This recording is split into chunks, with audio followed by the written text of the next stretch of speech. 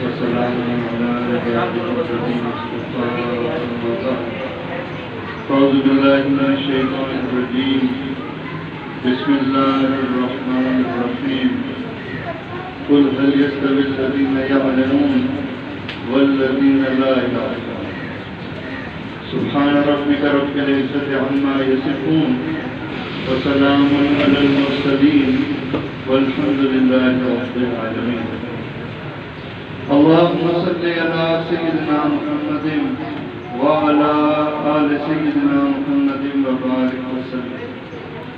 اللهم صل على سيدنا محمد وعلى آل سيدنا محمد وبارك وسلم.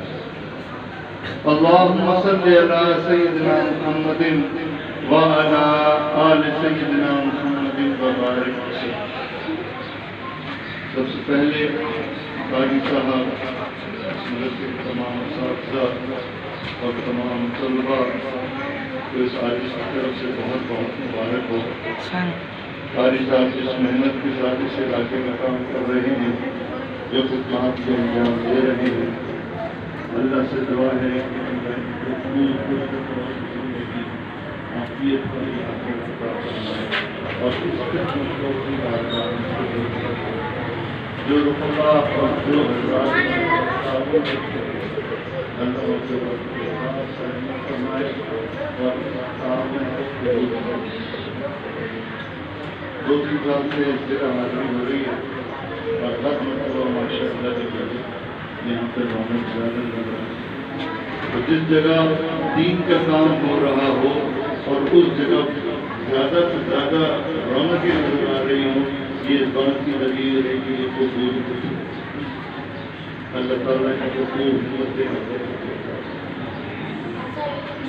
اللہ تعالیٰ قرآن پاک میں ارشاد فرماتے ہیں قل هل يستوي الذين يعلمون والذين لا يعلمون. اے محمد صلی اللہ علیہ وسلم، آپ کہہ دیجئے کہ کیا علم والا اور بغیر علم والا برابر ہو سکتا ہے؟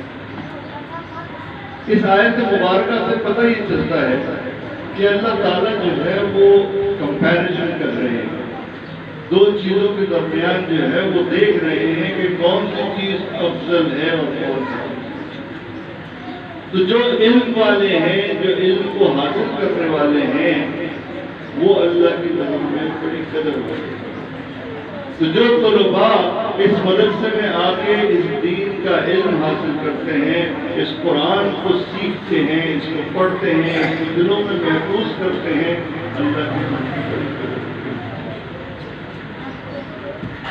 اللہ تعالیٰ چاہتے ہیں کہ انسان جو ہے اس قرآن کو سمجھے، اس قرآن کو سیکھے اور اس کی خوب سنائے.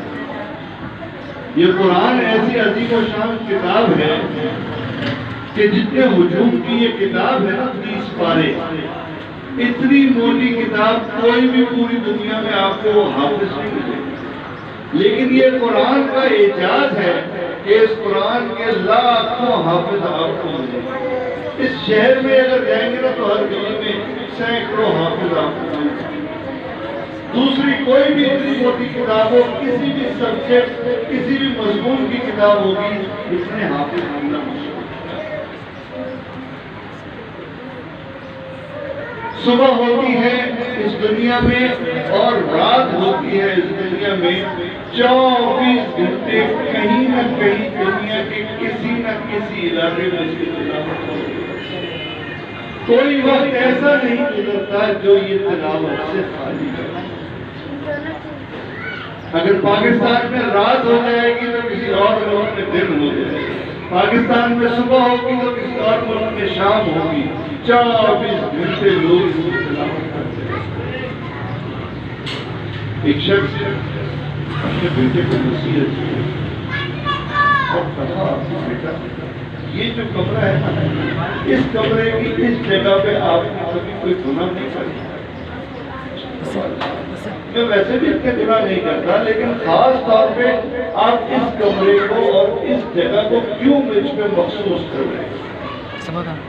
تو والد صاحب نے کہا میرے بیٹے یہ وہ جگہ ہے جہاں بیٹھ کے میں نے 6000 قرآن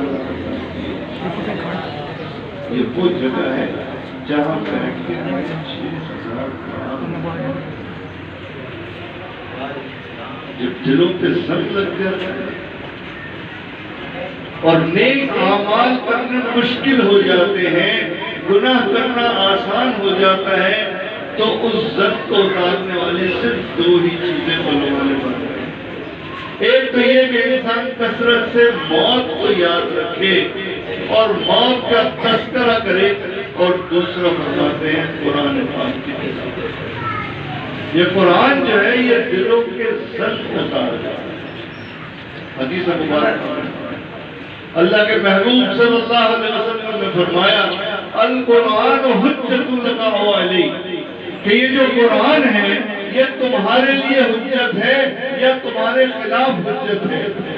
یہ قرآن وہ چیز ہے جس کی سفارش اللہ رب العزت قبول فرمائیں گے۔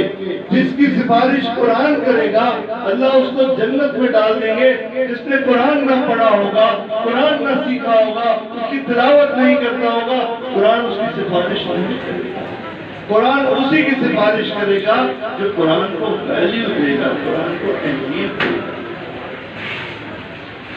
تو مبارکباد کا مستحق ہے وہ طلباء جنہوں نے اس قرآن کی تکمیل، اس کا حفظ مکمل کیا، اس کا ناظرہ مکمل کیا، اور مبارکباد کا مستحق ان کے اساتذہ اور ان کے والدین جنہوں نے ان کی تربیت کی، محنت کی۔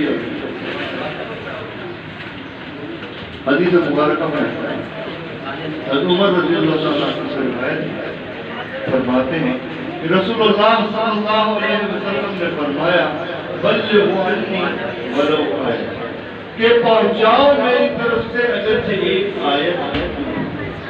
محدثین نے فرمایا کہ اس حدیث مبارکہ سے مراد جو ہے ایک آیت بھی ہو اگرچہ وہ چھوٹی ہی کیوں نہ ہو، اور کچھ محدثین نے فرمایا ولو آیہ سے مراد ایک حدیث ہی ہو جو چھوٹی ہی کیوں نہ ہو لیکن جامع ہو، اپنے مقصد کو پورا کرے۔ تو پتہ یہ چلا کہ اللہ بھی یہ چاہتے ہیں کہ انسان جو ہے وہ قرآن کا علم حاصل کرے تاکہ وہ اور بغیر علم والے برابر ہیں، اور اللہ کے محبوب صلی اللہ علیہ وسلم بھی یہ چاہتے ہیں کہ انسان جو ہے وہ علم کو حاصل کرے۔ اس حدیث مبارکہ میں 2 چیزیں مقصود ہیں، ایک تو یہ اس کا علم کو حاصل کرنا، اور دوسرا یہ کہ اس علم کو دوسروں سے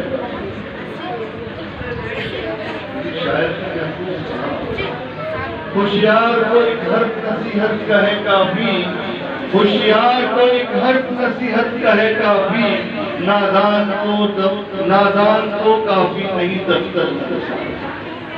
جو ہوشیار ہے وہ سمجھ جاتا ہے کہ قرآن کی تعلیم حاصل کرنا ضروری ہے، اور جو نادان ہے حضرت عمر رضی اللہ تعالیٰ فرماتے ہیں کہ علم کو خوب حاصل اور اس کو دشمن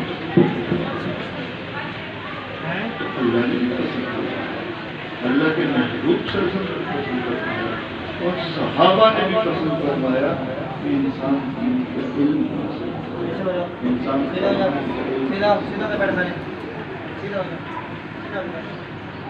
جب انسان کسی مدرسے میں داخل ہو جاتا ہے، اپنے آپ کو طالب علم کہلواتا ہے، اس کی شان جو ہے اللہ کے یہاں بہت بڑھ جاتی ہے۔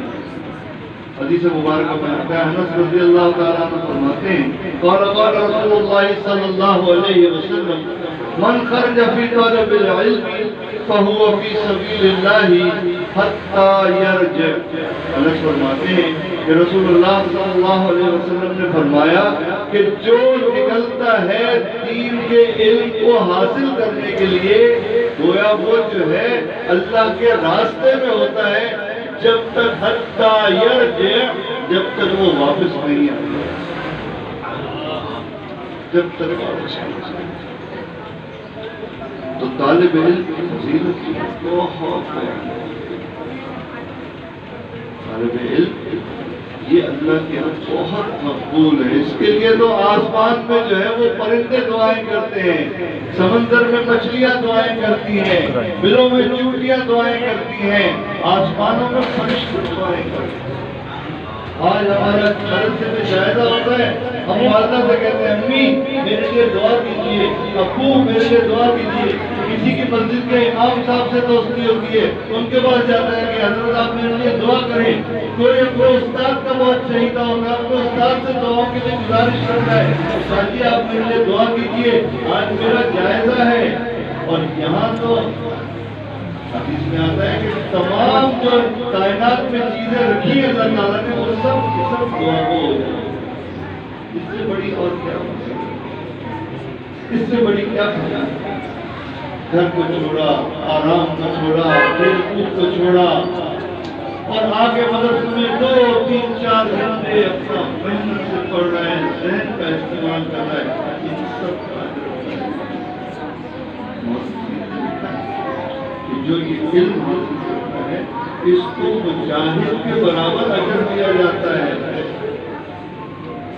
مجاہد کے برابر اس لیے اجر دیا جاتا ہے کہ جو مجاہد ہوتا ہے وہ جہاد کرتا ہے، وہ دشمن سے لڑتا ہے، اور جو علم حاصل کرتا ہے یہ اللہ کے دشمن یعنی شیطان سے لڑتا ہے.